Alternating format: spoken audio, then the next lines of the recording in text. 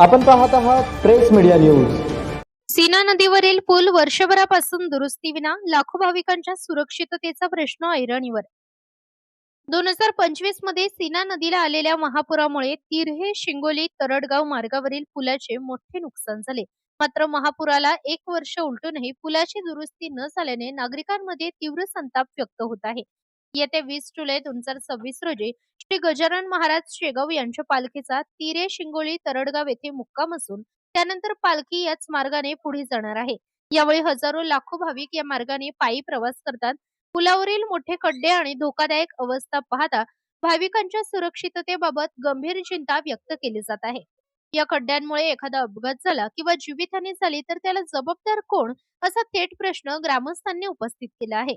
दरम्यान इंजिनियर सोमनाथ दावणे यांनी या पुलाच्या दुरुस्तीसाठी भारतीय राष्ट्रीय महामार्ग प्राधिकरणाकडे वारंवार पाठपुरावा करूनही अद्याप कोणतीही ठोस कारवाई झालेली नसल्याचा आरोप केला आहे। इंजिनियर सोमनाथ दावणे यांनी सांगितले की पालखी सोहळ्यादरम्यान भाविकांच्या जीवितास कोणतीही हानी झाली तर त्याची नैतिक व प्रशासकीय जबाबदारी भारतीय राष्ट्रीय महामार्ग प्राधिकरणावर राहील। नागरिकांनी भारतीय राष्ट्रीय महामार्ग प्राधिकरण, राज्य शासन तसेच संबंधित प्रशासकीय अधिकारी आणि लोकप्रतिनिधींनी तातडीने पुलाची दुरुस्ती करून भाविक व नागरिकांच्या सुरक्षिततेची खात्री करावी, अशी जोरदार मागणी केली आहे। प्रेस मीडिया न्यूज या प्रकरणी संबंधित प्रशासनाची अधिकृत भूमिका जाणून घेण्याचा प्रयत्न करत असून त्यांचा प्रतिसाद प्राप्त झाल्यानंतर तोही प्रसिद्ध करण्यात येईल। सोमनाथ दावणे, सध्या आपण शिंगोली तरडगाव आणि तिरे यांना जोडणाऱ्या ह्या सीना नदीवरील जुन्या पुलावरती उभा आहे। तर गेल्या वर्षी आपल्या सर्वांना माहीत आहे, संपूर्ण जिल्ह्याला आणि महाराष्ट्राला माहीत आहे की फार मोठा महापूर आला होता आणि त्या महापुरामध्ये या भागातील ह्या सर्वच कामगिरी जिल्हा परिषद गट असेल, तिराकडला भाग असेल, उत्तर सोलापूर, मोहोळ तालुका, तर ह्या भागामध्ये प्रचंड नुकसान झालं होतं आणि त्या नुकसानामध्ये शासनाचा जो म्हणजे हा जो पूल आहे हा पूर्वी राष्ट्रीय महामार्ग व्हायच्या आधी हा PWD कडे होता। त्याच्यानंतर PWDने पुन्हा राष्ट्रीय महामार्गाला हँडओव्हर केला। तर सध्या त्याची स्थिती अशी आहे की आम्ही PWDला संपर्क केला असता त्यांचं म्हणणं आहे की हा जो ब्रिज आहे तर तो राष्ट्रीय महामार्गाकडे आम्ही सर्व प्रस्ताव तयार करून दिलेले आहे। आता सध्या परिस्थिती अशी आहे की 1 वर्ष पूर्वी गेला, बरेचशी निवेदनं दिली, बरेचशा तक्रारी केल्या, सर्व कार्यालयाला पाठपुरावा केला, परंतु हा जो ब्रिज आहे त्याच्यावरचे ना खड्डे बुजले, ना इथली डागडुजी झाली, ना कुठला रिपेअर झाला। फक्त 22 लाख रुपये मंजूर झालेत म्हणून सांगितले, लोकप्रतिनिधींनी सांगितलं की 20 लाख रुपये मंजूर आहेत, परंतु आज सगळ्यात कुठलेही त्या भागात धडा पडला नाही किंवा कांबर पडलं नाही। तर शासनाला किंवा राष्ट्रीय महामार्ग असेल या सर्वांना माझं आव्हान आहे आपल्याला, किंवा माझी विनंती समजा, आव्हान समजा, येणाऱ्या काळामध्ये आता 20-21 जुलैला तिऱ्यामध्ये 750 किलोमीटर पायी प्रवास करून गजानन महाराजांची पालखी येते आणि ती तिऱ्यामध्ये ह्या गावामध्ये मुक्कामाला असते आणि त्याच्यानंतर पुन्हा ह्याच रोडनी पूर्णपणे पालखी अशी ही तरडगाव शिंगोली म्हणजे मोहोळ तालुक्यामध्ये प्रवेश करते आणि ती पुढे अशी मंगळवेढ्याहून पंढरपूरला जाते। प्रशासनाला एवढंच सांगायचं आहे की आपण 1-1 वर्ष जर रस्त्यावरचे हे पडलेले असे मोठे घातक खड्डे जर बुजवत नसू तर हे फार चुकीचं आहे। आणि तुम्हाला माहितीच तो सांगतो किंवा प्रशासनाला ह्या व्हिडिओच्या माध्यमातून तुम्ही ऐका, काही पत्रकार बांधव असतील त्यांनी ऐका किंवा न्यूज चॅनलवाले असतील त्या सर्वांनी ऐकायला पाहिजे आणि तुम्ही बघा, हे गांभीर्य समजून घ्या की इथं रेकॉर्डवरचे तुम्हाला जर पोलीस स्टेशनला गेलेत किंवा तुम्ही आजूबाजूला ग्रामपंचायताने इथल्या नागरिकांना विचारले तर तुम्हाला माहितीच संपूर्णपणे येतील। इथे एकूण आतापर्यंत 18 ते 20 लहान मोठे ऍक्सिडेंट झालेत, एक मोठी टमटम खाली पडली होती, अनेक लोक कोमामध्ये गेले, अनेक लोकांचे पाय मोडलेले आहेत आणि एकूण 2 मृत्यू झालेले आहेत। तर एवढं सगळ्या गंभीर्याने आणि एवढा गंभीर प्रश्न असताना सुद्धा प्रशासन दखल घेत नाही। सार्वजनिक बांधकाम खातं म्हणतं हा विषय आमच्याकडे येत नाही आणि राष्ट्रीय महामार्ग म्हणतं की ते PWDने आमच्याकडे हँडओव्हरच केलं नाही।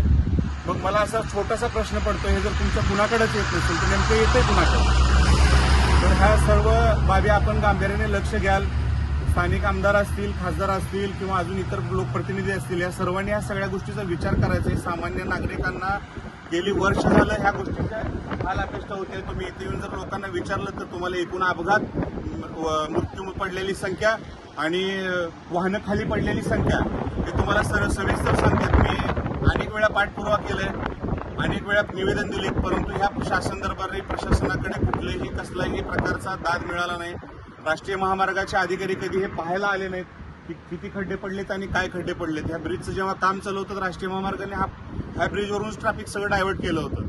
परंतु आम्हाला काय हा ब्रिज वरून असल्यामुळे आम्हाला सर्व्हिस रोड म्हणून वापरता येत नाही. मोठा राष्ट्रीय महामार्ग वरती जायची सोय नाही, तर त्यामुळं हे खड्डे बुजू शकले नाहीत. इथलं कुठलं रिपेअरिंग झालं नाही, मेंटेनन्स झालं नाही. त्यामुळं इकडे एसटी महामंडळाची बस खाली येत नाही. तिरे, तरडगाव आणि शिंगोली ह्या 3 गावातील विद्यार्थ्यांना कमीत कमी 700-800 मीटर दूर जाऊन कमीत कमी 10-12 मीटरच्या उंचीचा ब्रिज चढून डाव्या हाताच्या साईडच्या लोकांना उजव्या हाताला जाऊन बस पकडावं लागते आणि उजव्या बाजूच्या मुलांना डाव्या हाताला येऊन बस पकडावं लागते.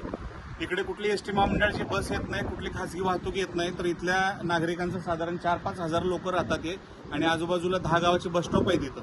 तर इथे कुठलीही दळणवळणाची किंवा वाहतुकीची शासनाची यंत्रणा सेवा नाही का. ह्या बाजूला खड्डे जर तुम्ही इकडे पुढे आल्यानंतर कळेल, हा एवढा भयानक खड्डा आहे की एका बाजूला एक सिंगल लेन चालू राहते, दुसऱ्या बाजूला एक बंद पडते. हा रात्रीचा अंधार करून अंधार एवढा अंधार असतो की अजिबात नाही दिसत नाही. आणि समोरून नाही समजलं तर टू व्हीलर मला एवढा कन्फ्यूज होतो की डायरेक्ट आदळतो. एकतर खाली पडावं आणि जर त्यात महिला पाठीमागं बसली असेल आणि स्पीड 50-60चा स्पीड बाईकचा जरी असला तरी ती पाठीमागच्या मागं पडून पडते. आमच्या डोळ्यासमोर कितीतरी उदाहरणं झालेले आहेत. कितीतरी लोक ICU मध्ये होते, कोमामध्ये होते. आम्ही बऱ्याचशा नागरिकांना मदत केली, परंतु प्रशासनाने आतापर्यंत कुठलाही कसलाही ह्याच्यावरती दखल घेतली नाही किंवा कुठला हा उपाययोजना केली नाही. तर येणाऱ्या काळामध्ये 21 जुलैला इथं गजानन महाराजांची पालखी येते, मोहोळ तालुक्यामध्ये ती प्रवेश करते. तर माझं सर्वच प्रशासनाला, तहसीलदार असतील, कलेक्टर साहेब असतील, त्या सर्वांना विनंती आहे व्हिडिओच्या माध्यमातून की आपण कुणाला तरी आदेश करा की हा नेमकं ब्रिज कुणाचा आहे सांगा. तुम्ही सगळ्यांची एकत्रित मिटिंग घ्या, खासदार मॅडम तुम्ही हे एकत्रित ठरवा की कुणाचा विषय आहे. नसेल तर आम्ही सगळे नागरिक एकत्र येतो, एक मोठं पोकलेन घेऊन येतो, पाडायला चालू करतो हा ब्रिज. म्हणजे तुम्ही सगळेजण पळत याल की प्रत्येक जण म्हणेल की नाही आमची शासनाची प्रॉपर्टी आहे. तर तुम्ही तुमची प्रॉपर्टी आहे, हा ब्रिज तो स्वीकारा आणि ह्याचा मेंटेनन्स करून घ्या. एवढीच विनंती या माध्यमातून करतो.